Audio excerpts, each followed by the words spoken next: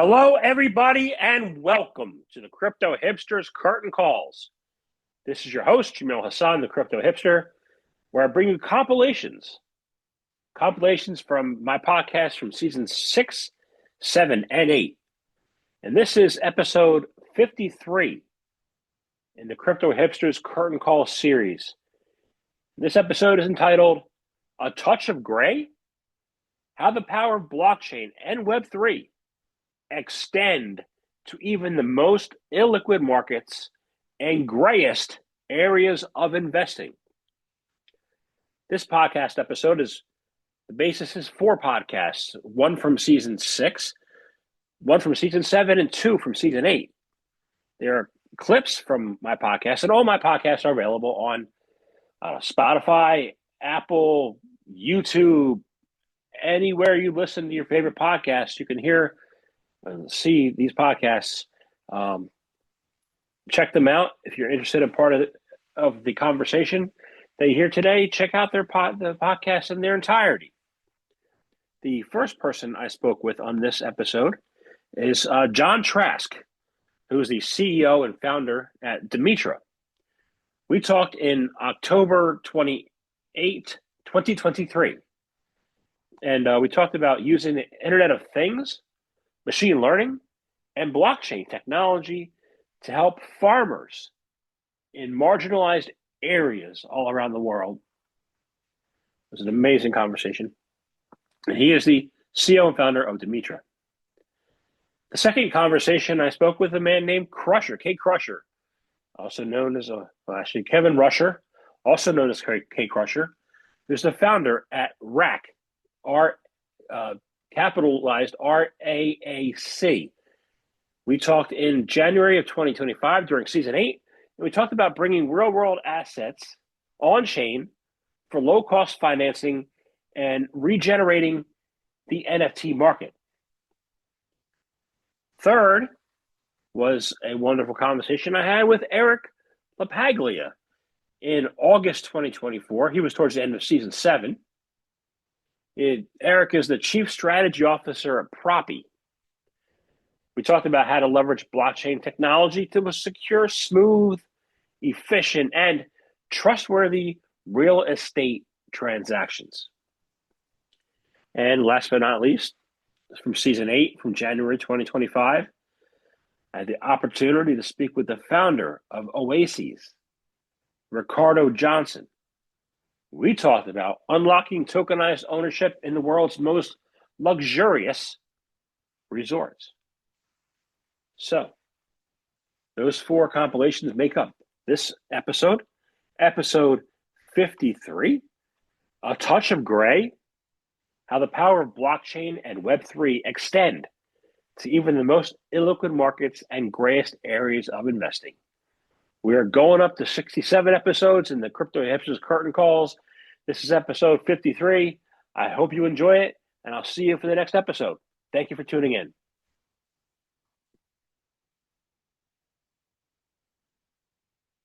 Sounds like a lot of good benefits to your system. What have you found have been some of the with any entrepreneur and any new business? Of course, you're going to come up with people who are against you. People who fight you, and even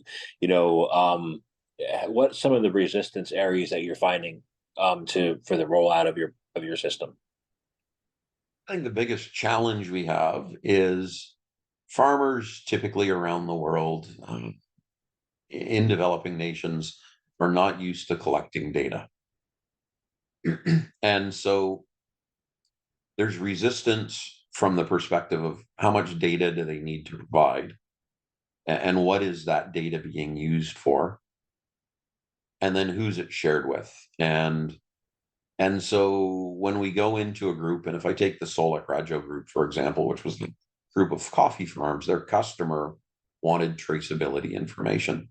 And when we went out into the field originally, all the farmers want to provide that information because it gets them more dollars for their product, and it secures their customer for the product.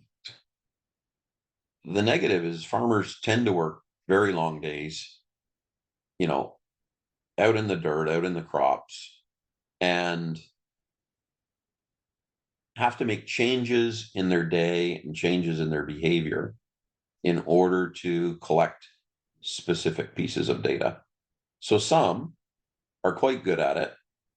Some of the farms have family members who are very comfortable with tech, or very comfortable with mobile devices or computers.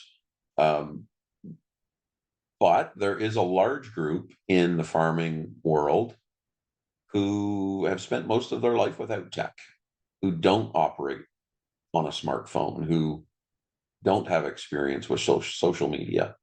And so it does create a point of resistance where they don't always enter the information that's required. And that creates challenges not only for us, but for them, and providing the appropriate data to their customers. So we've had to make training decisions in order to support that. In Indonesia, originally we did a deal with Andalas University, and Andalas University sent teams of 30 students out to the farms to work with the farmers and teach them how to use the application. But even more than that, they sometimes had to teach them how to use a mobile phone, and how to use an application on a mobile phone trying to collect this data, and when they should collect the data. So I think from a user adoption perspective, you get a real mixed bag of users. And from an effort perspective, we need to put a lot of effort to make sure that those users who aren't as familiar with technology have the ability, the knowledge, and the practice in using the system.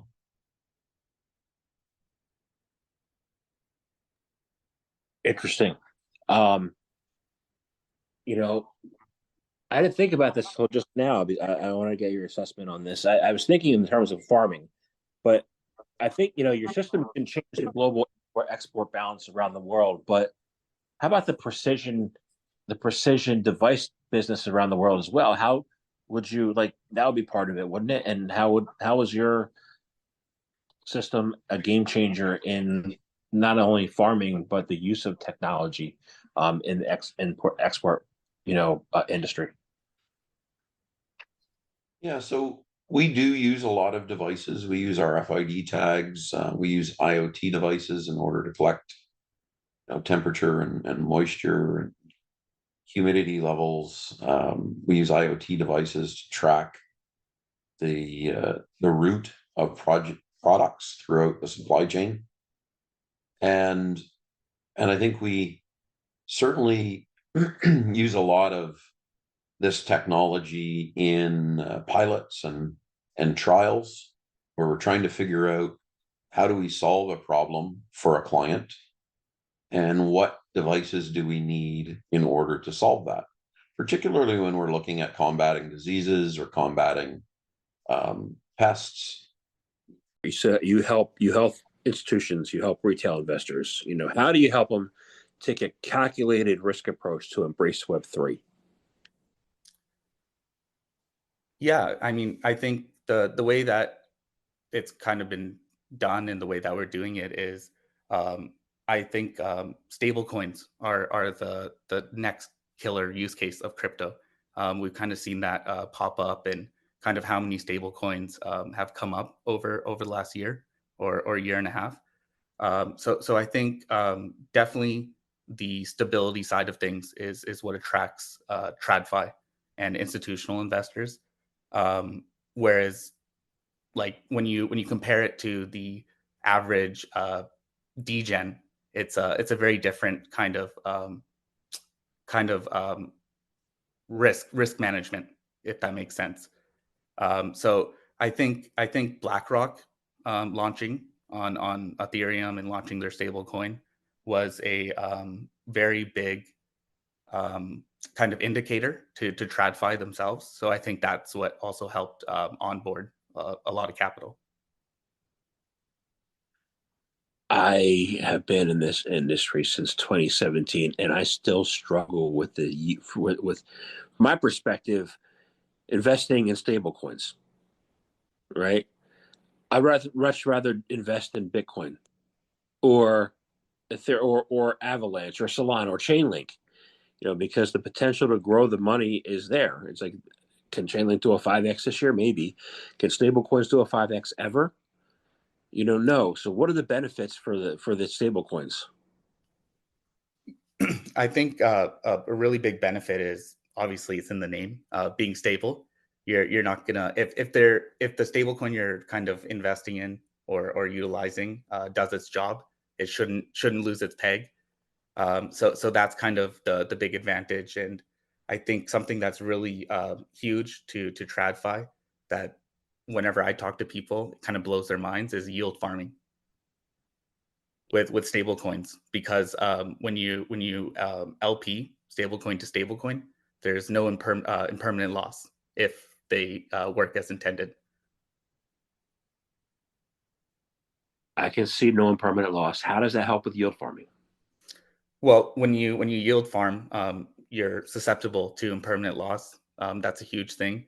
When the assets start to deviate, that's what you're faced with. So when you use stable coins, you're not facing any losses, and what you're able to do is generate yield. But there's a lot of strategies that can be done where you can leverage these LP positions and loop them, and do quite a lot of things. Okay. So you chose to build on top of with using Chainlink. You're building on top of Curve, right? Correct. Okay. What are the benefits to doing that? I've seen a lot of Chainlink projects built on top of Aave. I wanted to find out what we're talking about yield farming. What are the benefits to using Curve? Yeah, I would say, I mean, I feel like Curve is sometimes overlooked, but it's a critical piece of infrastructure to DeFi. I would almost call it like the backbone of liquidity. And when it comes to stable coins and things like that, uh, the liquidity is primarily housed on Curve Finance. I did not know that. Yeah, it's a pretty great system that they have, and part of what happens is uh, you decide on how Curve emissions are directed in the protocol. So if you have like a LP, like a stablecoin LP, you can basically have Curve rewards directed to that pool, Interesting. and that's what generates the yield. There's a lot of hype and talk about the potential of RWAs. I don't see them playing out in the market yet, right?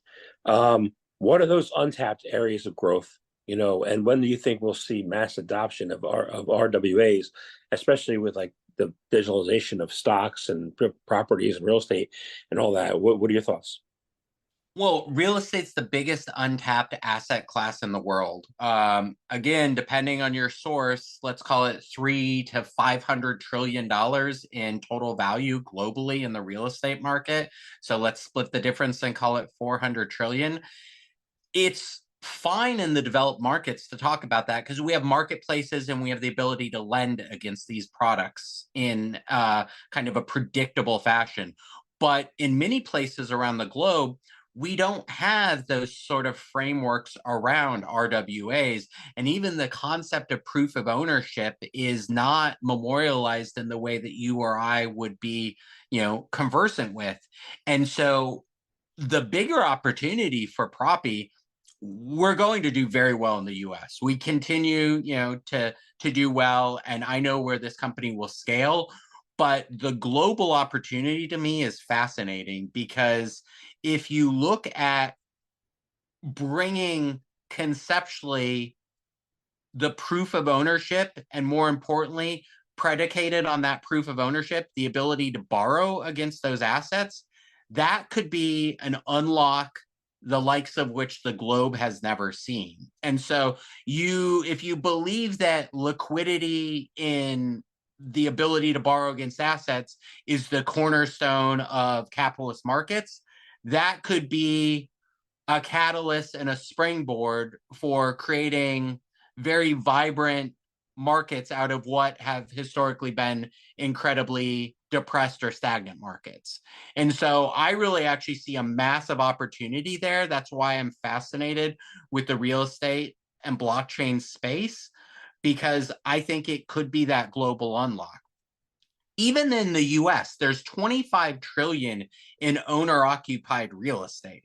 Like, if you think about that, that is a huge slice. That's roughly 2x a yearly GDP for the country. Like, that is a massive potential pool of liquidity. And so we already have pretty dexterous markets that allow for lending there, but utilizing staking and blockchain technology and digital assets, if you can create even more liquidity in those markets, it's only going to help the macro economy. I'm thinking of how staking property would work. So imagine a scenario where you take your proof of ownership, your title, your escrow, your deed, and you put it all on blockchain, and it lives in a dirty word, an NFT, but it lives through this smart contract on chain. And then you took other digital assets that you didn't want to liquidate, your Ethereum, your Bitcoin, your whatever, and you stake those two things, and you could provide liquidity to go buy another investment property. And you wouldn't have to go through the traditional lending or HELOC process because it's all lives on chain. So you could bypass the HELOC. That'd be huge. Yeah. So these are the things that I'm so heartened by as we go forward. I see the enormity of the opportunity. Honestly, one of the largest in blockchain overall. Infrastructure for me is where blockchain is really going to win going forward. These foundational layers, all of these consumer applications are great, but one of the biggest problems, I'll harken back to what I said from the start. They're talking about blockchain to start, and people really don't care. Like I said that my mom was an early-ish employee at Sun Microsystems. One of their biggest wins was JavaScript. You didn't hear them go out and say, hey, this fancy new website runs on JavaScript and that's why it's better to use. It was just a better to use product. Yeah. What I like about this industry is a lot because the innovation opportunities a lot of people don't think of, you know? Yeah, But exactly. so I want to ask you, strategies. What are some important strategies for tokenizing efficiently from a developer, an investor, and an operational view? Good question. So tokenizing for a developer, I think because the market's still new, so essentially there is a retail market, but it's still minuscule compared to the potential for a retail market. But it would be starting to explore new platforms that are being developed like Oases as a way to now sell through your units, to be able to access a wider pool of investors. So instead of having to rely on the traditional methods for marketing or for sales, for example, there's more opportunities to find a global audience, for your projects. I think that's the main opportunity for developers. For investors, I think the main thing for investors would be to really put time in educating yourself on these type of opportunities. I think crypto is traditionally, deemed as a way to not say get rich quick, but when you talk real world returns with a crypto investor, it's not as attractive. If you're talking like from a real estate perspective, anything over 10% is pretty good, for return on investment. But in crypto, that has to be 100, 1,000, or 1,000%. It's so it's that bridging that gap, which I think is really a big opportunity, because imagine someone who has hundreds of thousands or millions of dollars in crypto assets. Real world assets that are tokenized is a great way to hedge. It's a great way to diversify and to de-risk some of your portfolio, without having to completely off ramp back into fiat to make these purchases. And for operators, I think now is the perfect time. I think with where we are in the market, it's a very established, crypto market now. There's trends that you can use. We have a strong narrative now of, bringing 1 billion wallets, 1 billion users to crypto. We have, a strong president in the US, which is, really spearheading what's going to happen in the crypto market as well, and sees the opportunity there. So for developers who are thinking to get involved, I think now is the perfect time. Technology is getting cheaper to build on. It's more accessible for people like myself who are non-technical, and especially if you have the experience with the real estate or whichever real world asset that you have, to create a solution for investors is much easier now. I think it was a couple of years ago, I saw, well, it's interesting you say 1,000x is an expected return. I saw like the top hedge funds, and like the top hedge fund was like returning 25%.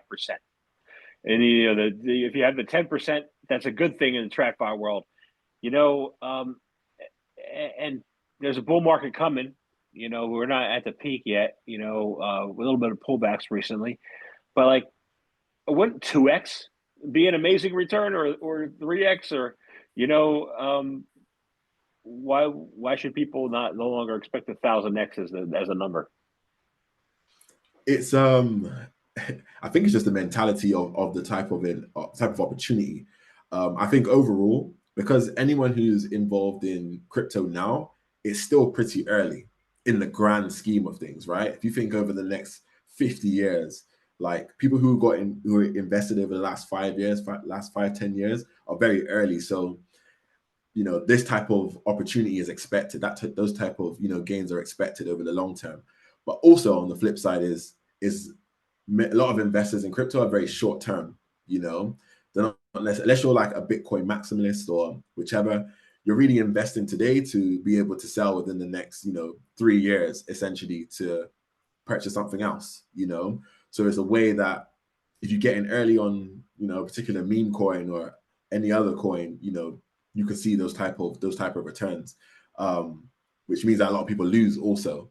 But I think even in real estate now, for example, tokenizing real estate, studies show that it increases the value by 30%, by up to 30%, just from having something that's more liquid. So there's huge gains there. And if you own real estate, today, that you own for the last 10 years, you've already doubled your money there. It's just a longer horizon that you have to wait for. But those returns are still there,